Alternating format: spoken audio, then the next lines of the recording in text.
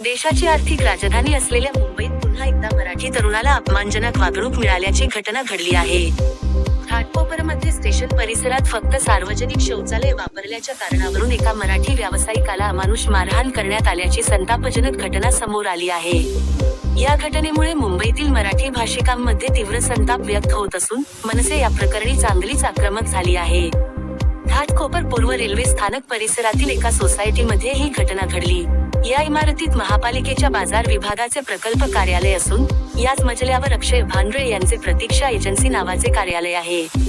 अक्षय गेल्या 1.5 वर्षांपासून या ठिकाणी आपला व्यवसाय करत आहेत. मात्र त्यांच्या कार्यालया शेजारीच व्यवसाय करणाऱ्या 2 गुजराती व्यावसायिकांनी अक्षय यांना त्रास देण्यास सुरुवात केली.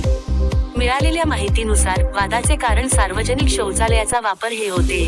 अक्षय यांनी इमारतीतील सार्वजनिक शौचालय वापरले ही बाब या दोन्ही व्यावसायिकांना खटकली.